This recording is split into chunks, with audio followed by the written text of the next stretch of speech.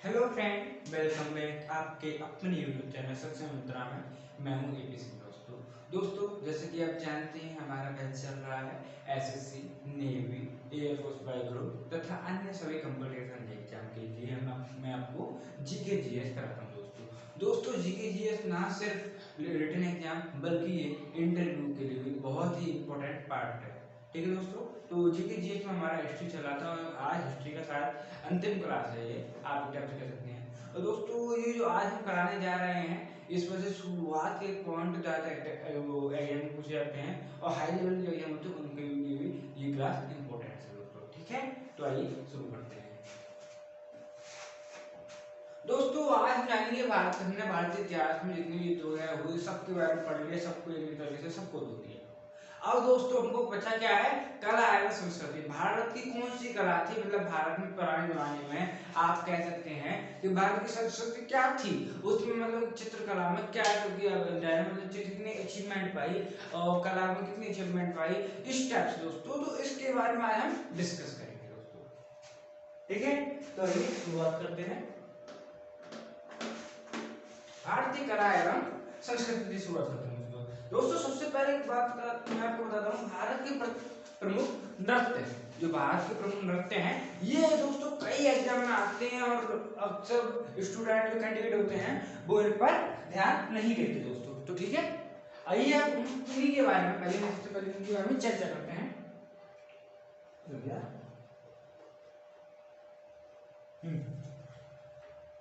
भारत के प्रमुख नृत्य दोस्तों, नृत्य के साथ साथ नर्तकों का भी वर्णन करेंगे दोस्तों। ये दोस्तों कौन से शास्त्रीय नृत्य शास्त्रीय नृत्य। ठीक है, यहाँ पे लिखेंगे शास्त्रीय नृत्य। क्षेत्र के क्षेत्र के और प्रमुख व्यक्तित्व, इनसे जुड़े हुए प्रमुख व्यक्तित्व।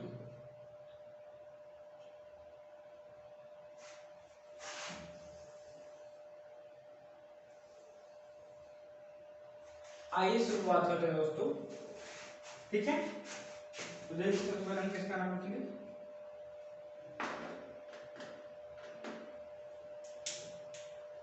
दोस्तों सबसे पहले बात करते हैं भारतनाट्यम की। भारतनाट्यम दोस्तों इंडिया का सबसे ज्यादा लोकप्रिय नृत्यों में से, शास्त्रीय नृत्यों में से एक है दोस्तों। भारतनाट्यम है, इसके लिए दोस्तों वैसे तो कई लोग हैं, मतलब कि आप कह सकते हैं इसके लिए कई अन्य कोचिंग सारा भी हैं, बट जो इम्पोर्टेंट लोग हैं उनमें आपको एक तो यामिनी कृष्णमूर्ति हैं, हमारे जो कह सकते हैं जो प्रसिद्ध अभिनेत्री वो हेमा मालिनी है, वो भी इसी से आते हैं। लेकिन उनके बारे में एग्जाम में नहीं पूछा जाता है, तो क्वेश्चन आता है यामिनी कृष्णमूर्ति के ऊपर या फिर क्वेश्चन आता है दोस्तों इसमें से टी वाला सरस्वती के ऊपर। तो देखिए दोस्तों लिखते हैं, क्वेश्चन आ सकता है कि भारतनाट्यम किस क्षेत्र से संबंधित है, किस राज्य से संबंधित है, तो आपको लिखना है तमिलनाडु दोस्तों। भारत नाट्यम तमिलनाडु, तो यामिनी कृष्णमूर्ति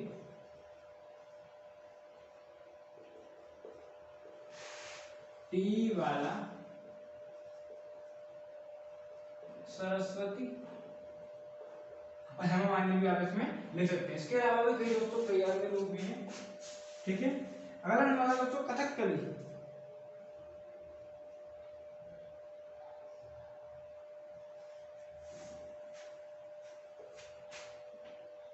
ये दोस्तों केरल तरफ से संबंधित है। ठीक है, इसके दोस्तों जो आप कह सकते हैं, तो भारत का प्रथम ज्ञानपीठ पुरस्कार जो शंकर ग्रुप को दिया गया था वो कथकली से संबंधित थे। ठीक है, इसके अलावा दोस्तों वो किसी और क्षेत्र से संबंधित थे, मलयालम भाषा से संबंधित थे। मलयालम भाषा में उन्होंने कोई ग्रंथ वो पुस्तक लिखी थी, याद नहीं है मेरा नाम उसका, शंकर ग्रुप में। तो आप देखिए मृणालिनी साराभाई, और इसके अलावा कौन आप कहते हैं शंकर ग्रुप। ठीक है, ये दोस्तों क्या था, अगर आपसे पूछा है केरल की राष्ट्र आप कह सकते हैं मतलब कि राज्य भाषा कौन सी है, तो मलयालम। ठीक है, मलयालम आज तक 6 बार ज्ञानपीठ पुरस्कार मिला है मलयालम व्यक्ति को। तीसरा नंबर आता है दोस्तों किसका, मोहिनीअट्टम। मोहिनीअट्टम दोस्तों, मोहिनीअट्टम केरल से संबंधित है और इसके जो भारतीय शिवाजी हैं वो इसकी प्रमुख व्यक्तित्व दी जाती है। केरल के 2 प्रमुख राष्ट्रीय नृत्य हैं,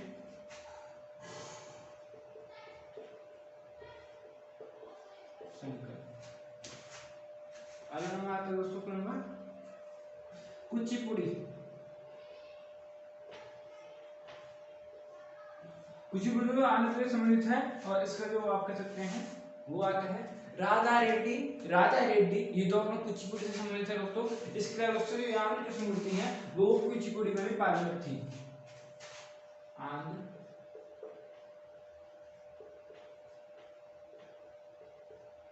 यामिनी कृष्णमूर्ति भी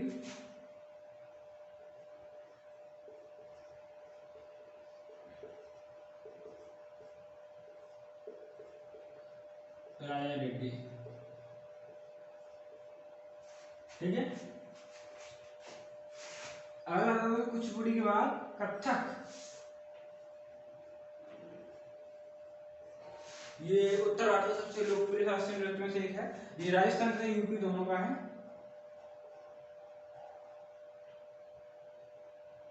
राजस्थान व उत्तर प्रदेश। ठीक है, और इसके जो सबसे मेन लोग हैं उनमें से वो देखिए, बिरजू महाराज, आच्छा महाराज,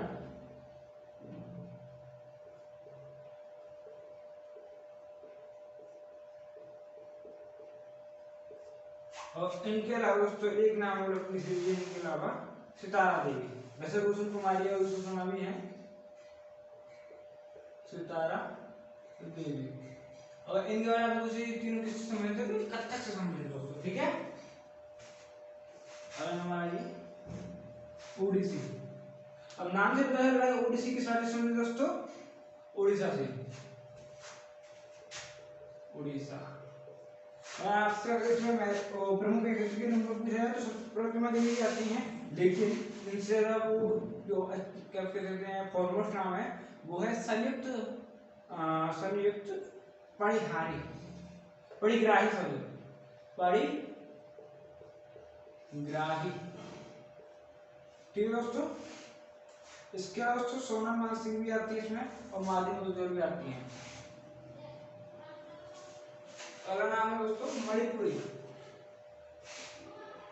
मणिपुरी, मणिपुर नाम सुना जा रहा है, ये मणिपुर का है। ठीक है, और मणिपुर के क्षेत्रों कौन से दोस्तों आपको बता दूं, तो इसमें सूर्यमुखी देवी आती हैं, गुरु गोबिंद सिंह आते हैं, गुरु विपिन सिंह और सूर्यमुखी देवी।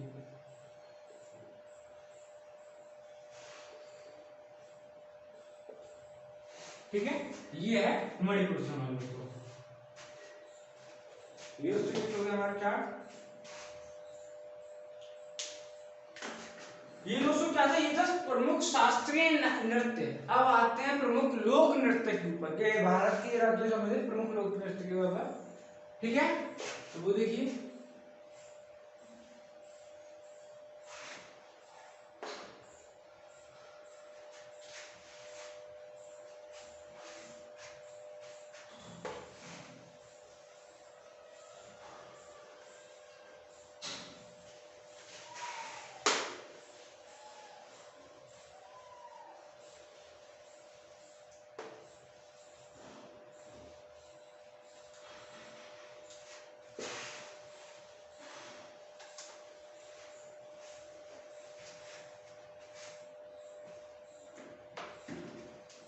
प्रमुख लोक नृत्य। लोक नृत्य क्या, किसी एक विशेष क्षेत्र में होने वाले नृत्य को ही जो आम लोगों पर प्रचलित हो उसको लोक नृत्य कहा जाता है। अगर आप सामान्य तौर पर देखिए आइए शुरुआत करते हैं असम के साथ। तो सबसे पहले यहाँ पे मैं लिख लेता हूँ एक बार।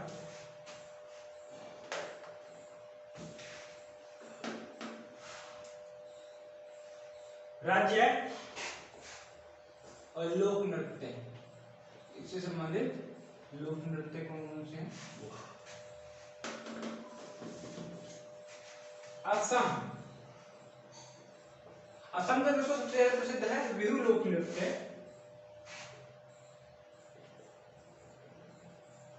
बिहू के अलावा दोस्तों असम में कुछ और भी हैं, जैसे कि खेल गोपाल और कली गोपाल, लेकिन बिहू सबसे ज्यादा प्रसिद्ध है तो बिहू। लेकिन पंजाब, पंजाब का एक विश्व प्रसिद्ध लोक नृत्य है, वो है भांगड़ा।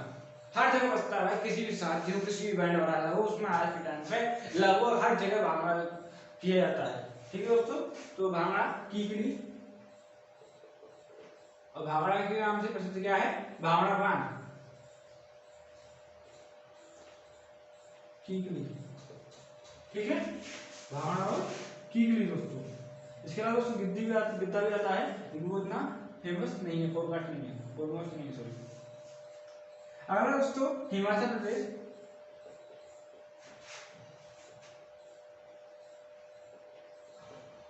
इसका जद्दा और नाटी।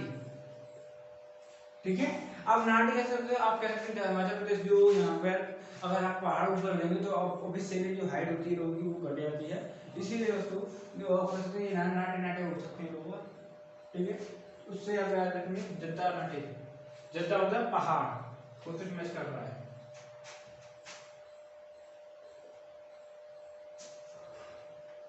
हरियाणा, हरियाणा में दोस्तों धमाल भी है, खोरिया भी है और फाग भी है। खोरिया हमारे अगर इम्पोर्टेंट है,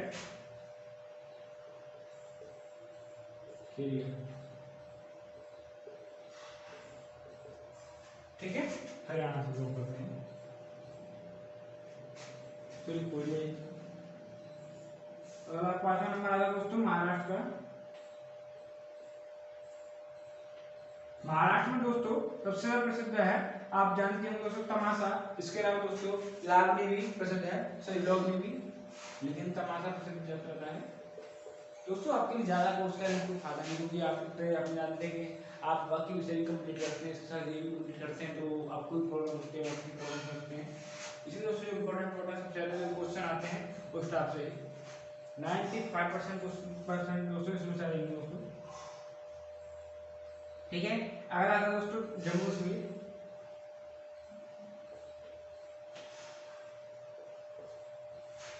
डांडी नाच दोस्तों यहाँ का लोक नृत्य में से एक है, प्रसिद्ध लोक नृत्य, क्योंकि यही ऐसे दोस्तों जो डांडी नाच है उसको समझ के आता है राजस्थान में नाम आता है, दोस्तों राजस्थान में नहीं है, वो आप कह सकते हैं जम्मू कश्मीर का है। इसके अलावा दोस्तों राव और लद्दाखी भी है, राजस्थान का। झूमर, घूमर, और इसके अलावा दोस्तों एक और है, वो है दोस्तों क्या? गढ़वाल। ये तीनों कहाँ के हैं? राजस्थान के हैं, गढ़वाल,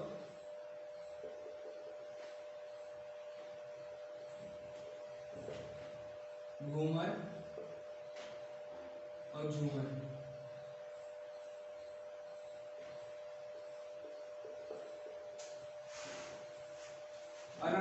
तुम्हारी तो आप कह सकते हैं यूपी का, उत्तर प्रदेश। उत्तर प्रदेश में दोस्तों सबसे ज्यादा कजरी और नौटंकी है।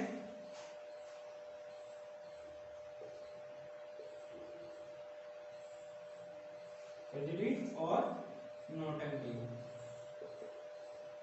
इसके बाद लेते हैं दोस्तों नंबर किसका? गुजरात। तो गुजरात का सबसे ज्यादा वो जो ज्यादा वो है रासलीला। रासलीला के नाम से सुनते सुनते लोग लगाते हैं उत्तर प्रदेश में, लेकिन रासलीला रियल में है गुजरात के दोस्तों। ठीक है, कजरी सॉरी रासलीला। इसके अलावा दोस्तों क्या है? गरबा, जिसका कई फिल्मों में वर्णन भी किया गया है, रासलीला। और इसके अलावा दोस्तों कौन कौन सा हो सकता है? गरबा, डांडिया रास, डांडिया रास, डांडी नाच नहीं दोस्तों, डांडिया रास। ठीक है, हमें तो करने के थोड़ी थोड़ी चीजें कर लेनी है क्वेश्चन हमों को योगा एग्जाम में आती तो। ठीक है, इसको आता है दोस्तों केरल का नाम, केरल का दोस्तों कुडियाट्टम। कौन सा? कुडियाट्टम। तो जिसमें अट्टम वगैरह ये सब आए वो समझना केरल से मिलती है दोस्तों, केरल में तमिलनाडु से मिलती है मोस्टली। काली अट्टम भी आता है, मोहिनी अट्टम भी आता है, तो मोहिनी अट्टम लिखेंगे ज्यादा बढ़िया होगा। नाम की बात करें दोस्तों प्रसिद्ध ज्यादा है। चलो काली अट्टम में लिख देते हैं।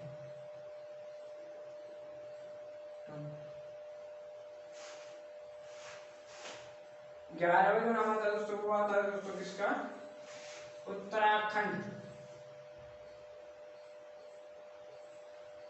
उत्तराखंड दोस्तों कौन सा प्रसिद्ध है वो बोला देता हूँ, चांजिया जोड़ा, चांजरी जोड़ा इसका सबसे ज्यादा प्रसिद्ध है दोस्तों। ठीक है, और इसके अलावा दोस्तों छपोरिया छोरिया प्रसिद्ध है, लेकिन चांजरी जोड़ा, चांजरी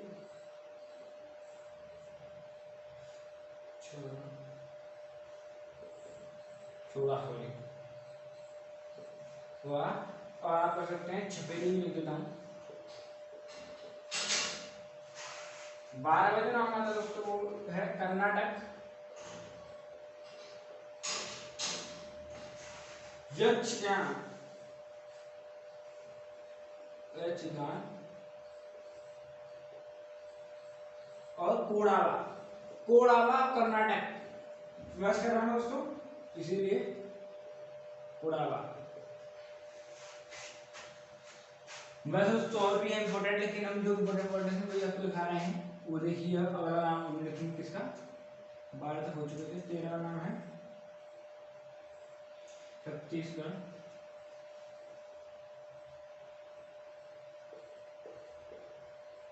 छत्तीसगढ़ में दोस्तों सबसे इंपॉर्टेंट कौन से वो आपको बता देता हूँ।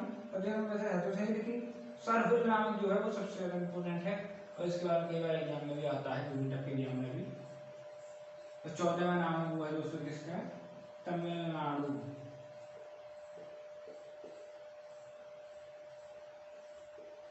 और तमिलनाडु सबसे ज्यादा इंपॉर्टेंट कौन सा दोस्तों?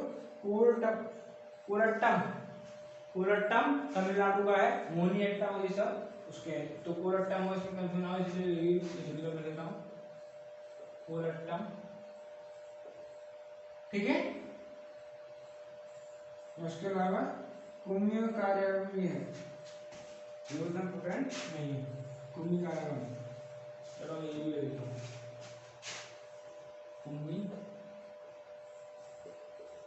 कार्यक्रम।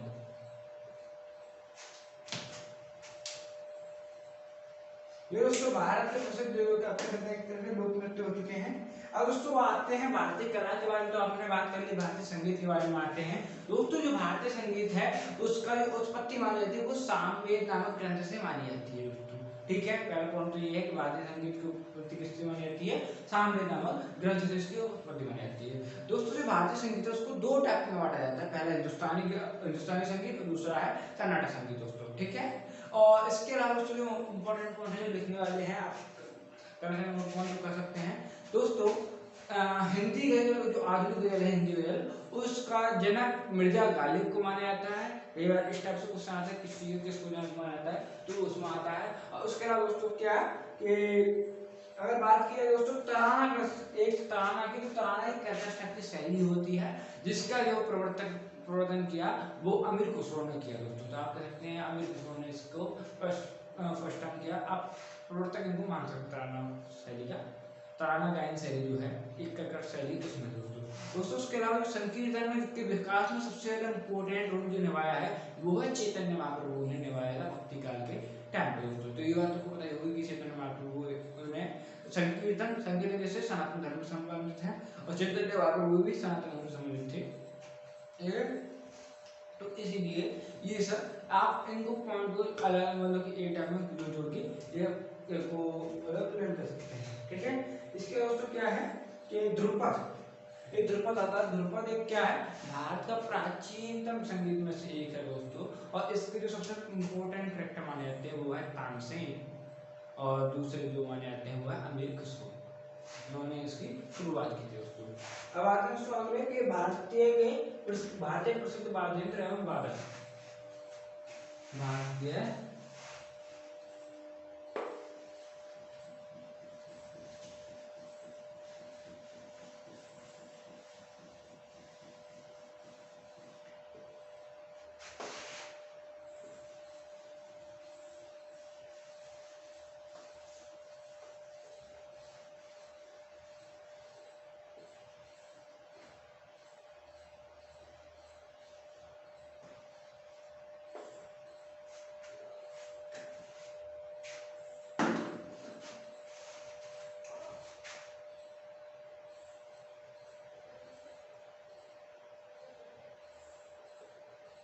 भारतीय प्रसिद्ध वाद्य यंत्र एवं वादक। ठीक है दोस्तों, तो भारत के जो प्रसिद्ध वाद्य यंत्र है उनके बारे में हम जानकारी कर लेंगे दोस्तों। ठीक है, आइए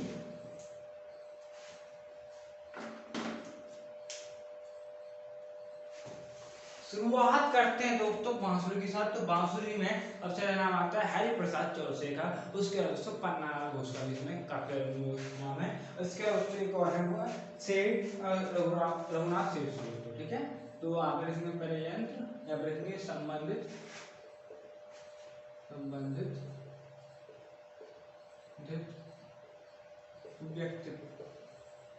व्यक्ति ठीक है, तो पहले कौन सा बांसुरी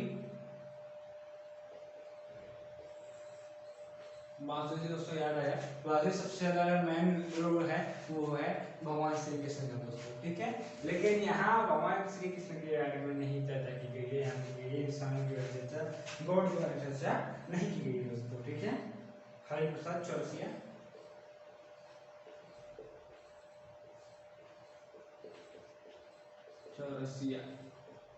इसके बाद दोस्तों पन्नालाल घोष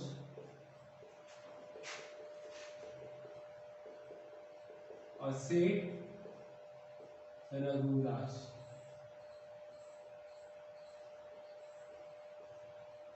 ठीक है, अगला जो नाम होता है वो आता है दोस्तों सेकंड नंबर पे, वो आ गया दोस्तों वायलिन का। वायलिन दोस्तों नाम आता है टी.एन. कृष्णन।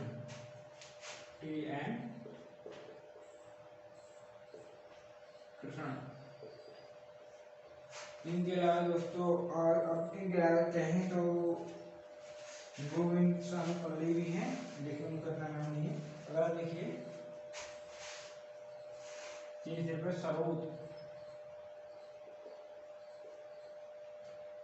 तो सरोद अली अकबर खान।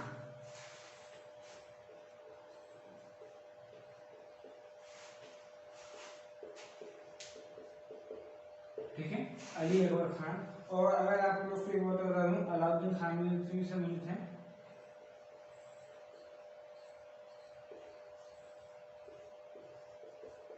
दोस्तों इसके फोरकास्ट जो फेमस फोरकास्ट है धर्म से संबंधित, वो मुस्लिम फैमिली से बिलोंग करती है, चाहे अली अकबर खान हो चाहे अलाउद्दीन खान हो, या इसके अलावा दोस्तों आते तीसरे हमारे अमजद अली खान, वो भी चीजें हैं।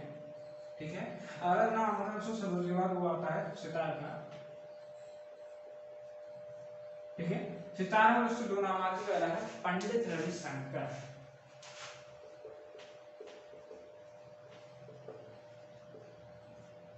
दूसरा नाम आता है दोस्तों सितार में किसका, उस्ताद विलायत खान।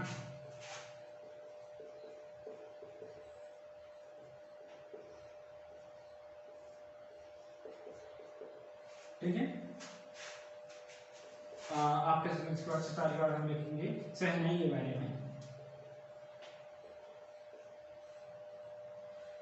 बिस्मिल्लाह खान और हरी सिंह सबसे ज्यादा प्रसिद्ध इसमें नाम है। इसके अलावा भोलानाथ भी इसमें प्रसिद्ध हैं। तो बिस्मिल्लाह खान, तो बिस्मिल्लाह खान मतलब एक कैरेक्टर से इसमें।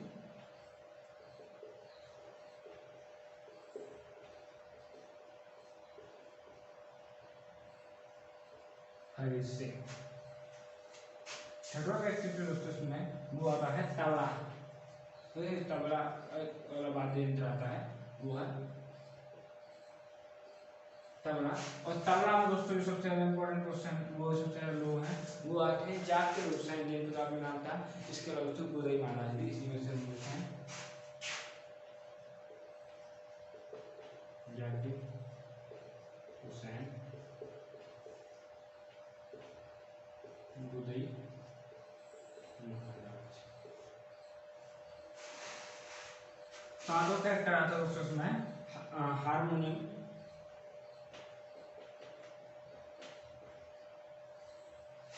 ठीक है। और हारमोनियम जैसे मैं दोस्तों मैं आपको बताता हूँ वो है अप्पा जुलगांवकर और रविंद्र तलोगांवकर। तो रविंद्र तलोगांवकर, अप्पा जुलगांवकर।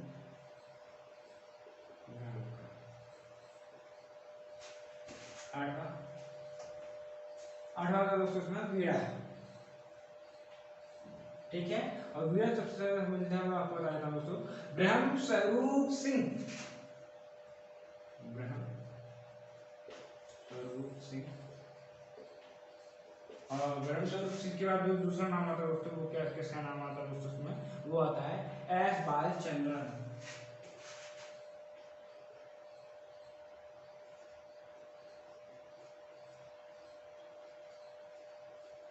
ठीक है। इसके अलावा दोस्तों गिटार के बारे में भी है। तो गिटार का विष्णु मोहन भट्ट और आप देखते हैं ब्रजभूषण कायरा। तो एक लेता हूँ गिटार के लिए, एक लेता हूँ तो विष्णु मोहन भट्ट, विष्णु मोहन भट्ट, ठीक है। ये हो गए हमारे वाद्य दोस्तों। इसके अलावा दोस्तों फिर आता है शैली। जो शैली कितने टाइप की होती है वो भी मैं आपको बताता हूँ। जो इंडिया में जो शैली थी इम्पोर्टेंट उसके बारे में डिस्कस करना दोस्तों, ठीक है। जो शैली से पहले आपको बात करेंगे चित्रकला के बारे में। चित्रकला दोस्तों मुख्य रूप से 3 भागों में बांटी गई है हमारे इतिहास के बारे में। पहला प्रागैतिहासिक काल से, उसमें दोस्तों जो एलोरा और अजंता की गुफाएं वगैरह हैं उसमें चित्रकला की गई है, उसके बारे में वो प्रागैतिहासिक आप कह सकते हैं प्राग ऐतिहासिक काल के रूप में उसको जाना जाता है। उसके बाद दोस्तों आता है मध्यकाल। मध्यकाल दोस्तों सबसे इम्पोर्टेंट रोल रखता है जहांगीर के कार्यकाल का। जहांगीर ने दोस्तों अपने कार्यकाल में चित्रकला को एक नई ऊंचाई तक पहुंचाया। और कहा जाता है दोस्तों कि जहांगीर ने ये बहुत कहा था कि मैं अगर किसी कोई पेंटिंग है उसमें दोस्तों किसी ने आंख अलग बनाई है, नाक अलग बनाई है, चेहरा अलग बनाया है या किसी और दूसरे व्यक्ति ने बनाया है और बाकी ये शरीर का धड़ का कोई पार्ट किसी और व्यक्ति ने बनाया है, तो मैं उसका चित्र देख के पहचान सकता हूँ कि ये विभाग किसने बनाया। मतलब उसकी जो पावर थी, मतलब उसको सेंस करने की, चित्र को देखने की पावर थी, वो आम राजाओं से जैसे कि शाहजहां और अकबर भी रहे हैं मुगल साम्राज्य में, उनसे तेज थी दोस्तों। तो इसीलिए चित्रकला को उस मतलब मुगल शासनकाल में अगर देखा जाए तो उसके मतलब जीवन काल को, शासनकाल को चित्रकला का स्वर्णकाल कहा जाता है। इस चित्रकला का स्वर्णकाल किसे कहा जाता है बताइए? शाहजहां को याद कर लीजिए, लाल किला वगैरह ताजमहल वगैरह उसने बनवाया था शाहजहां ने, इसलिए उसके काल को स्थापत्य कला का स्वर्णकाल कहा जाता है। और गुप्त काल को, ठीक है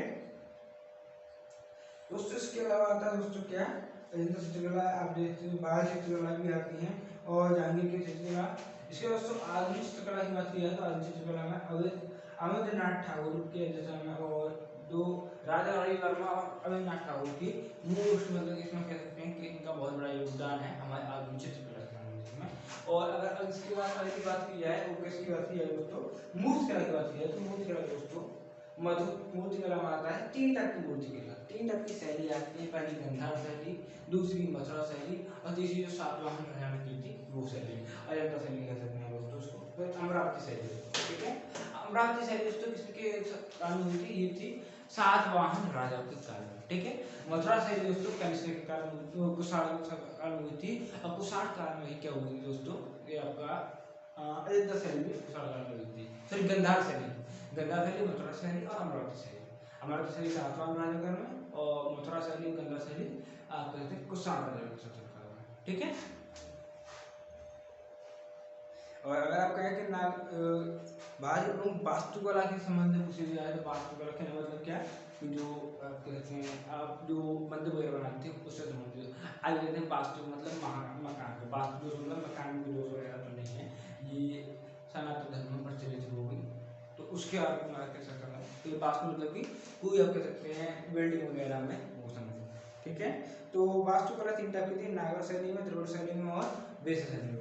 नागर शैली में कई इंपॉर्टेंट बने हैं, जैसे सूर्य का जो कोणार्क मंदिर है, कोणार्क में सूर्य मंदिर है, वो दोस्तों नागर शैली में बना हुआ है, ठीक है। द्रविड़ शैली में इसके अलावा कुछ और द्रविड़ शैली में बने हुए हैं, जैसे कि आप कह सकते हैं कैलाश मंदिर है जो द्रविड़ शैली में बना हुआ बॉम्बे में जो, और उसके अलावा दोस्तों क्या कि सॉरी बॉम्बे में नहीं, कांची में है, रथ मंदिर है, रथ मंदिर का ध्यान में होना, मामल्लपुरम में है रथ मंदिर, वो भी किसमें बना हुआ है, वो भी किसमें आप कह सकते हैं कि द्रविड़ शैली में बना हुआ है। और तीसरी जो शैली आती है दोस्तों वो आती है किसकी, वेसर शैली की।